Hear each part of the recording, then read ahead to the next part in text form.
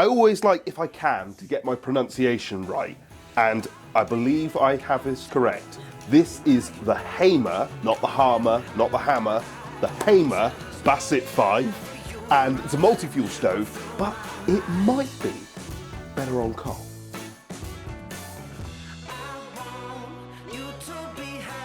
This stove is 5 kilowatts. It has convection panels all the way around. It has a steel static grate and an ash pan underneath.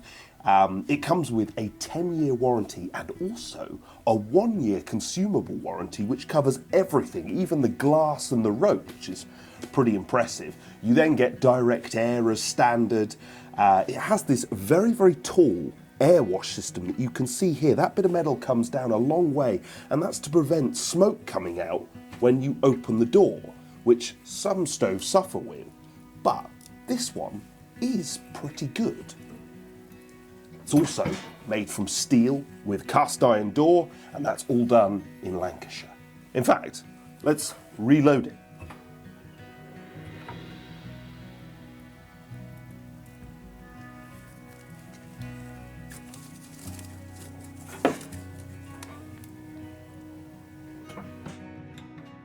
Okay, let's light it. This stove has, well, it's a proper multi-fuel stove.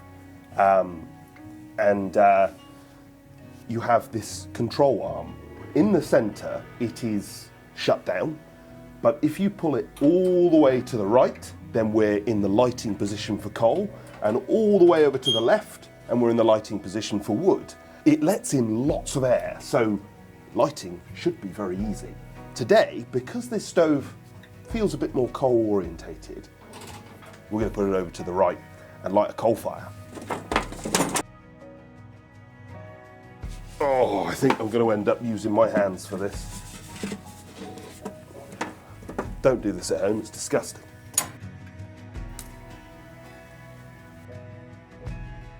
This stove has loads of air coming into it, so lighting it is great. 10 out of 10 for lighting. It's very clear that Hamer have gone to quite a lot of lengths to make this a very clean stove.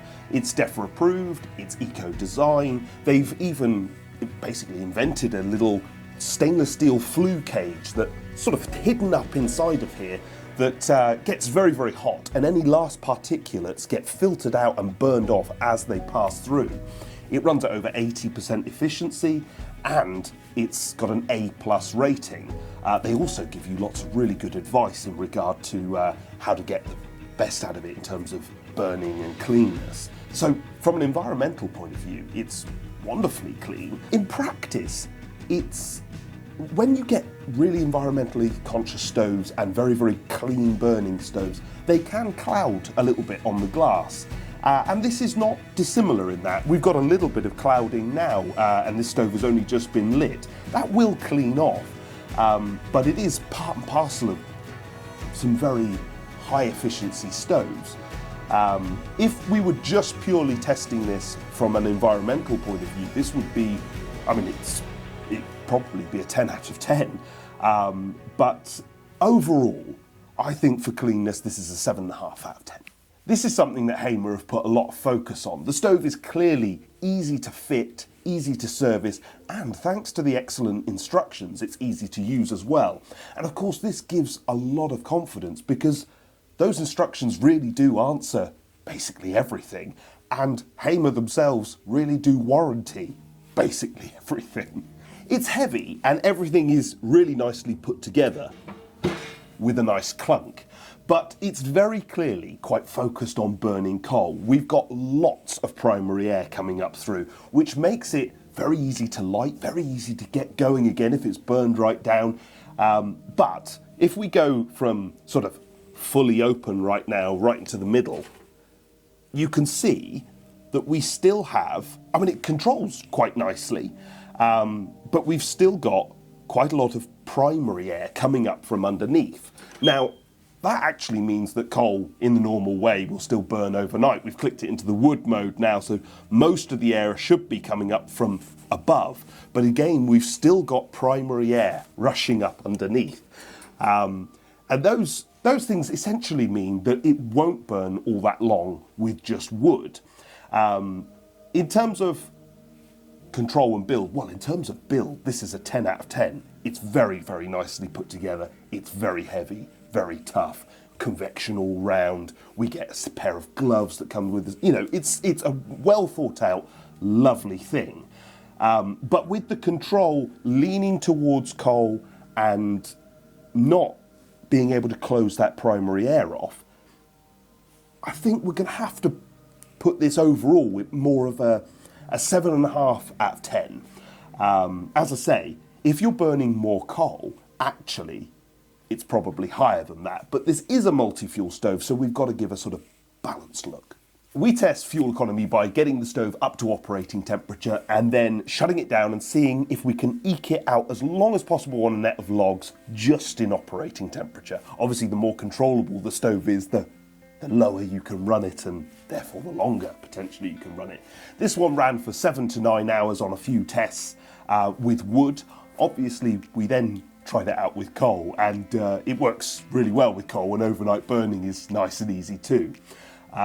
This stove, or this company, Hamer, they've put a lot of focus on a really tough build, really well put together, warrantying everything being designed very carefully so it's easy to service, not buckling and causing issues. They have put a lot of effort into those areas, and it's worked. They've done a really good job. We haven't had years and years of this stove. It is a new product, so we've still got things to learn about it, but the ingredients are clearly here. On the flip side, it's not a cheap stove to buy, and it's, you know, quite high end, so everything is going to, you know, have some ongoing running costs, but it's high efficiency as well, and really, I mean, this is an 8 out of 10.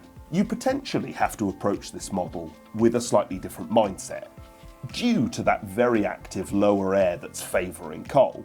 Now, of course, if you share that mindset, you're going to absolutely love it. It's clearly ecologically sound, it's beautifully built, it's easy to use, service, fit, maintain. When you're burning wood, it burns with a big hot flame and drives out loads of heat, and it will drive out a long, slow burn with smokeless fuel.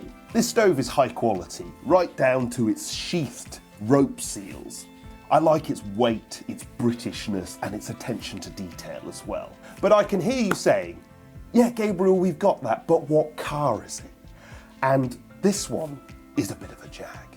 It wants a high-end finish added to a British classic. It wants opulence more than it wants out-and-out control. And it affords you a little bit more laissez-faire in your life. It's got you covered. It's a jag. You may remember that in our first video, we asked the question, is this Hamertech or Hamertech or Iron Man? And of course, it's neither, because it's British and it's a jag.